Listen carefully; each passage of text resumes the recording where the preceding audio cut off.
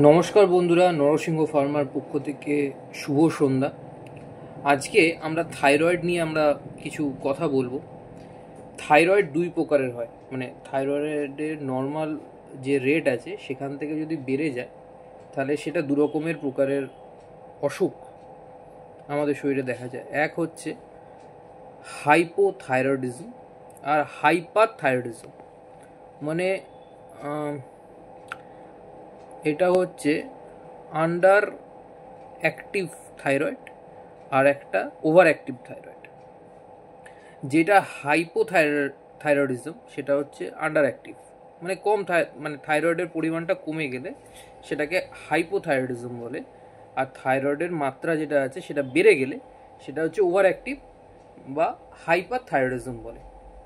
এবার হাইপোথাইরয়েডিজমে মানে অধিক মাত্রায় যদি থাইরয়েডের পরিমাণ আমাদের শরীরে কমে যায় তাহলে কি কি রোগ হতে পারে সেটা আপনাদের সাথে শেয়ার করছি।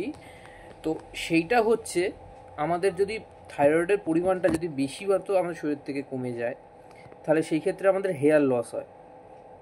থাইরয়েডের অভাবে হেয়ার লসের অনেকগুলো কারণের মধ্যে এই একটা কারণ।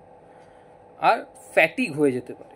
আর কি হচ্ছে, সেন্সিটিভিটি মানে অফ মানে ঠান্ডার ধাত, মানে হট করে ঠান্ডা লেগে গেলে আর ঠান্ডাটা সারতে চায় না,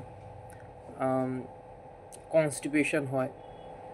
আর এটা হচ্ছে কোলেস্ট্রল বেড়ে যায়, স্কিন ড্রাই হয়ে যায়।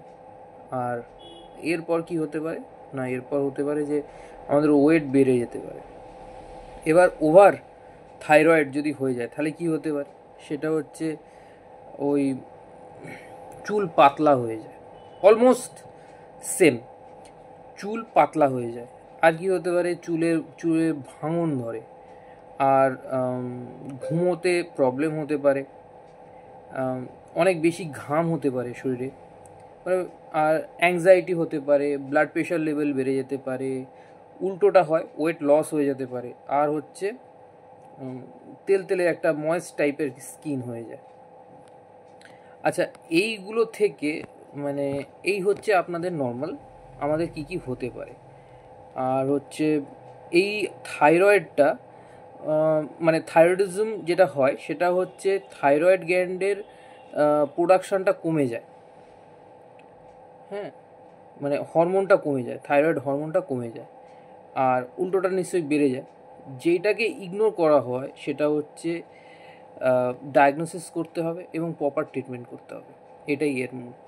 তো ধন্যবাদ। এরকম ভিডিও পেতে আমার চ্যানেলটিকে সাবস্ক্রাইব করে পাশে থাকা বেল আইকনটিকে প্রেস করে দেবেন। ধন্যবাদ।